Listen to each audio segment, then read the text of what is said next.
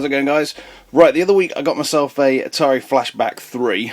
I managed to pick this up on a local market for £20 unboxed, and I bought my friend Gav one of these for Christmas. I was pretty impressed with it. It's a really cool little system, and again it's got 60 built-in Atari 2600 games.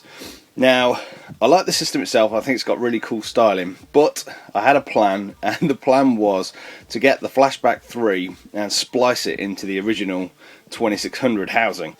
So one Friday night, with a couple of power tools, some glue, and a bit of patience, I managed to create this baby. So this is an original 2600 from the 70s, and I've managed to, on the back here, basically splice in the flashback inside it. So that's the control panel out the flashback itself. So around the back here, then we've got our start buttons, power button, start button, difficulties, and sort of select button there. Now we've got the joypads connectors, or joystick connectors, basically on the top there, and that's our sort of power socket as well. So it's all housed around the back. So from the front, it looks like an original 2600. Again, you can still slide in your cartridges, still go in the front there. So again, from the front, it all looks like an original 2600. Now the cool thing about this flashback is A, that it's got the 60 built-in games.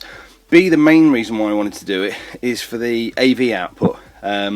It's got a sort of standard sort of yellow and white connector, which for me is way easier than connecting up the original aerial socket lead, which always gives a fairly shoddy picture. So this has slightly improved the picture quality as well. Right, so let's plug this baby in and I'll show you it working.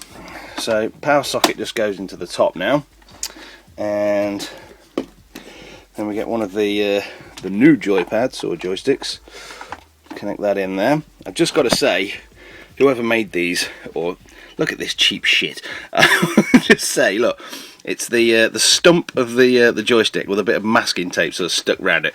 So whoever designed those in, I don't know which country they've come from, said they look like Atari controllers, but and they do feel a lot better, but yeah, the actual stick bit is a real crappy design.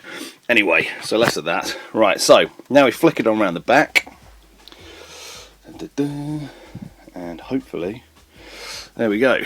So now this is blown up onto a huge LCD screen. So we've got all our 60 games here, so we can come across. Let's find a good one. Missile command, let's go with that. Okay, basically press fire, and I think we've got to press start around the back now. So again, that's the only slight problem with it. Sorry, the camera work on this is going to be shoddy. But there we go.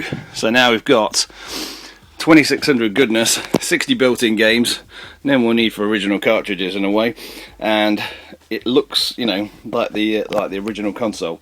So I'm really happy with that actually. I said it was a bit of a bitch getting it in there, but that's kind of the only sort of position I could actually get it to work. But it's a fairly tidy job. I said, he said all the controls around the back are pretty cool. Right guys, so that's just a quick look today at my flashback mod.